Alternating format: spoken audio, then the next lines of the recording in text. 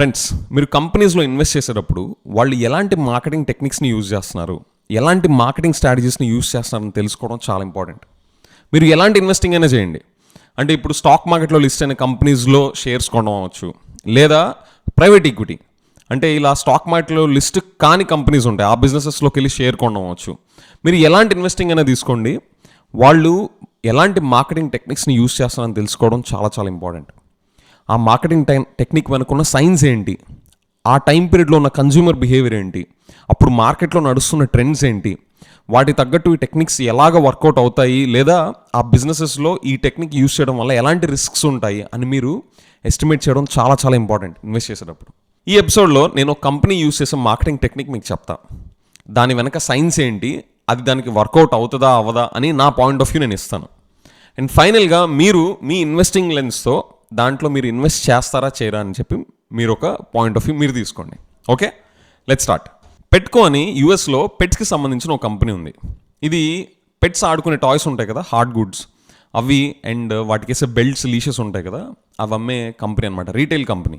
Okay, so స్లోగా ఏం చేసిందంటే, మనం అక్కడే అవి ఒక్కటే ఎందుకు అమ్మాలి అని చెప్పి స్లోగా పెట్స్కి సంబంధించిన ఫార్మసీలోకి వచ్చింది. వాటికి మెడిసిన్స్ అవి ఉంటాయి కదా, హెల్త్ బాగాలేకపోతే వాటికి సంబంధించిన బిజినెస్, ఆ ఫార్మసీ కూడా మన స్టోర్కి అటాచ్ చేస్తే మనం రన్ చేయొచ్చు అని చెప్పేసి స్లోగా వాటికి ఉన్న ఈ టాయ్స్ వాటితో పాటు ఈ ఫార్మసీ రిలేటెడ్ సెటప్ కూడా అది లాంచ్ చేసింది, ఎక్కడైతే వాటి స్టోర్స్ ఉన్నాయో వాటి దగ్గరే. అండ్ స్లోగా ఫార్మసీతో పాటు పెట్స్కి సంబంధించిన డాక్టర్స్ ఉంటారు కదా, వెటర్నరీ డాక్టర్స్, సో వాళ్ళని అక్కడ పెట్టి పెట్స్కి హెల్త్ కేర్ సర్వీసెస్ కూడా ఇవ్వడం స్టార్ట్ చేశారు. సో స్లోగా ఇది టాయ్స్, బెల్ట్స్, లీషెస్ అమ్మే కంపెనీ నుంచి, రీటైలర్ నుంచి ఫార్మసీ మెడిసిన్స్ అమ్మడం, పెట్స్కి సంబంధించిన మెడిసిన్స్ అమ్మడం, అండ్ స్లోగా పెట్స్ హెల్త్ కేర్కి సంబంధించిన వెటర్నరీ సర్వీసెస్ ప్రొవైడ్ చేసేలాగా కంప్లీట్గా అది యూఎస్లో సమ్వేర్ అరౌండ్ 1100-1200 స్టోర్ లొకేషన్స్లో ఈ సర్వీసెస్ అన్నీ ఎక్స్పాండ్ చేసుకొని కూర్చుంది. సో ఇప్పుడు మీరు గమనిస్తే వాళ్ళు యూజ్ చేసిన టెక్నిక్ ఏంటంటే, it's called brand extension or line extension. అంటే ఇప్పుడు మనం లెట్సే ఒక టూత్ పేస్ట్ ప్రొడ్యూస్ చేస్తున్నాం, మార్కెట్లో బాగా సక్సెస్ఫుల్గా రన్ అయింది. ఆ టూత్ పేస్ట్ నుంచి మనం టూత్ బ్రష్ మ్యానుఫ్యాక్చర్గా వెళ్దాం అని చెప్పేసి ఆ ప్రోడక్ట్ని కూడా తయారు చేసి మార్కెట్ చేయడం అనమాట. కానీ ఇదే లైన్ ఎక్స్టెన్షన్ యూజ్ చేసి మనం టూత్ బ్రషెస్ చేస్తున్నాం కదా, సో మనం షూ పాలిష్ చేసే బ్రషెస్ కూడా తయారు చేసేద్దాము. ఎగ్జాంపుల్ చెప్తున్నా, రెండింటికి యూజ్ చేసే టెక్నాలజీ ఒకటే, మ్యానుఫ్యాక్చరింగ్ ప్రాసెస్ ఒకటే. సో రెండింటికి మనం టూత్ బ్రషెస్ను షూ పాలిష్ బ్రషెస్ ఇదే బ్రాండ్లో చెప్పి లాంచ్ చేసేద్దాం అనుకున్నాం అనుకోండి, అది ఫ్లాప్ అవుద్ది. ఎందుకంటే కస్టమర్ మనల్ని ఒక కేటగిరీకి అసోసియేట్ చేసుకున్న తర్వాత మనం ఇంకో కేటగిరీలోకి ఎక్స్టెండ్ అవుతున్నాం అనుకోండి, మనల్ని యాక్సెప్ట్ చేసే ఛాన్సెస్ ఆ రెండు కేటగిరీస్కి ఎంత దగ్గర రిలేటివ్గా వాళ్ళు ఆ కేటగిరీస్ ఉన్నాయి అన్న దాన్ని బట్టి అది డిసైడ్ అవుతుంది. మీరు చూస్తే టూత్ పేస్ట్ మ్యానుఫ్యాక్చర్ చేస్తా టూత్ బ్రష్లోకి వెళ్ళడం అనేది రిలేటబుల్ కేటగిరీ, కానీ షూ పాలిష్ చేసే బ్రష్లోకి వెళ్ళడం అనేది అంత రిలేటబుల్ కేటగిరీ కాదు. సో ఈ రిలేటబుల్ థింగ్ అనేది కస్టమర్ మైండ్ డిసైడ్ చేస్తుంది. అండ్ మీరు చూస్తే చాలా బ్రాండ్స్ రిలేటబుల్ కేటగిరీస్ అనుకొని ఎక్స్టెండ్ అయ్యి ఫ్లాప్ అయినవి చాలా ఉన్నాయి. అండ్ రిలేటబుల్ కేటగిరీస్ కాకపోయినా మనం ఎక్స్టెండ్ అవుదాం అని చెప్పి సక్సెస్ కొట్టినవి కూడా ఉన్నాయి. సో ఈ లైన్ ఎక్స్టెన్షన్ అనేది ట్రికీ థింగ్. ఇది మనం అనుకున్న అంత ఈజీ కాదు. మనకు బ్రాండ్ సక్సెస్ఫుల్గా ఒక కేటగిరీలో మనం ఎస్టాబ్లిష్ చేసాం కదా అని చెప్పి మిగతా చాలా కేటగిరీస్లోకి ఎక్స్టెండ్ చెయ్యొచ్చా లేదా అనేది చాలా ట్రికీ థింగ్. ఇప్పుడు ఈ పెట్కో విషయానికి వస్తే, ఈ బ్రాండ్ ఎక్స్టెన్షన్లో ఏం చేశారు వాళ్ళు, హార్డ్ గుడ్స్ అంటే పెట్స్కి సంబంధించిన టాయ్స్ రీటైల్ చేసే కంపెనీ నుంచి ఫార్మసీ సర్వీసెస్ ఇవ్వడం and doctor services, health care service provide చేస్తా వాళ్ళ బ్రాండ్ ఎక్స్టెండ్ చేసుకుంటూ వచ్చారు. ఇది ఫైనాన్స్ అండ్ మ్యాథమెటిక్స్ స్టాండ్ పాయింట్లో దిస్ మేక్ సెన్స్. ఎందుకంటే ఇప్పుడు వీళ్ళ స్టోర్ సైజ్ ఒక్కోటి 10,000 స్క్వేర్ ఫీట్ ఉంటుంది రఫ్లీ, ఆర్ అంతకన్నా పెద్దది ఉండొచ్చు, బట్ రఫ్లీ 10,000 స్క్వేర్ ఫీట్ ఉంటుంది.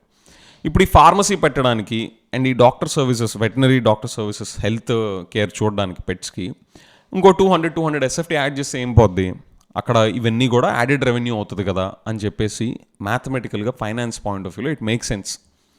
కానీ మీరు నాకు విషయం చెప్పండి, ఇప్పుడు మన పిల్లలు ఆడుకునే టాయ్స్ స్టోర్ రీటైల్ బ్రాండ్ ఒకటి తీసుకోండి, హ్యామ్లీస్ తీసుకోండి. హ్యామ్లీస్ ఏంటి, మన పిల్లలకు సంబంధించిన టాయ్స్ అన్నీ కూడా బోర్డ్ గేమ్స్ దగ్గర నుంచి, సాఫ్ట్ టాయ్స్ దగ్గర నుంచి, గన్స్, అన్ని రకాల టాయ్స్ అక్కడ ఉంటాయి. సో ఇప్పుడు హ్యామ్లీస్ బ్రాండ్ వీళ్ళు వచ్చి, మేము పిల్లలకు సంబంధించిన పీడియాట్రిషియన్ సర్వీసెస్ అండ్ మన పిల్లలకు సంబంధించిన మెడిసిన్స్ అవన్నీ మేము అమ్ముతాము అంటే, మీరు అక్కడికి వెళ్ళి వాళ్ళ ఫార్మసీ సర్వీసెస్, వాళ్ళ పీడియాట్రిషియన్ సర్వీసెస్ మీరు తీసుకోవడానికి మీకు ఓకేనా ఆలోచించండి. ఇది మీరు ఫైనాన్స్ పాయింట్ ఆఫ్ వ్యూలో చూస్తే ఇట్ మేక్ సెన్స్.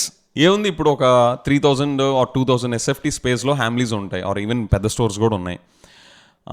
అక్కడికి వెళ్ళి మనం ఇంకోటి ఏంటి, పీడియాట్రిషియన్ అక్కడ కూర్చోపెట్టడమే కదా, ఆర్ మన బేబీస్ సంబంధించిన మెడిసిన్స్ అక్కడ పెట్టడమే కదా అని మీరు అనుకుంటే మీకు అది జెల్ అవుతుందా? Finance point of view it make sense, right? So నాది కూడా సేమ్ ఒపీనియన్. ఇది investing, pure play finance and investing point of వ్యూలో ఇది చాలా వైబుల్ యాక్టివిటీగా కనిపిస్తుంది. అంటే ఎకనామికలీ మంచి లూక్రేటివ్ ఆపర్చునిటీలా కనిపిస్తుంది.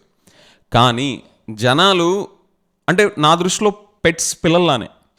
పెట్ నేను పెంచుకోలేదు, కానీ నేను పెట్ ఓనర్స్ని చాలామంది చూస్తాను. Even I share a similar feeling.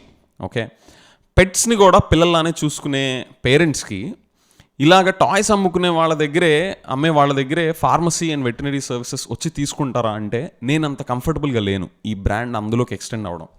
Because నాకు ఇది రిలేటబుల్ కేటగిరీలాగా అనిపించట్లా. సో పెట్కో ఈ బ్రాండ్ ఎక్స్టెన్షన్ యూజ్ చేసిన ఈ మార్కెటింగ్ టెక్నిక్ అనేది is it hit, near miss or a miss అంటే నా దృష్టిలో ఇది మిస్సే. ఇది unrelatable category for extending their brand. Because నా పిల్లలనో లేకపోతే నా పెట్స్నో నేను బొమ్మలు అమ్ముకునే వాళ్ళ దగ్గరే వెటనరీ సర్వీసెస్, ఫార్మసీ సర్వీసెస్ ఇస్తాను అంటే నేను అంత కంఫర్టబుల్గా లేను. I will go for specialized hospitals and pharmacies that are dedicated for veterinary, మన పెట్స్ హెల్త్ గురించి అండ్ వాటికి సంబంధించిన ఫార్మసీస్ గురించి. And that's the reason. So ఇప్పుడు మీరు చెప్పండి, మీరు ఇదే కంపెనీలో ఇన్వెస్ట్ చేయాలి అంటే ఫైనాన్స్ అండ్ అర్థమెటిక్ స్టాండ్ పాయింట్లో మీరు ఇన్వెస్ట్ చేస్తారా? ఇప్పుడు నేను చెప్పిన మార్కెటింగ్ టెక్నిక్ వెనకున్న సైన్స్ అండ్ దానికి ఉన్న కన్జ్యూమర్ బిహేవియర్ రిలేటెడ్ థింగ్స్ చెప్పాక మీరు ఇన్వెస్ట్ చేస్తారా చేయరా అనేది కామెంట్స్లో మెన్షన్ చేయండి. Let's discuss.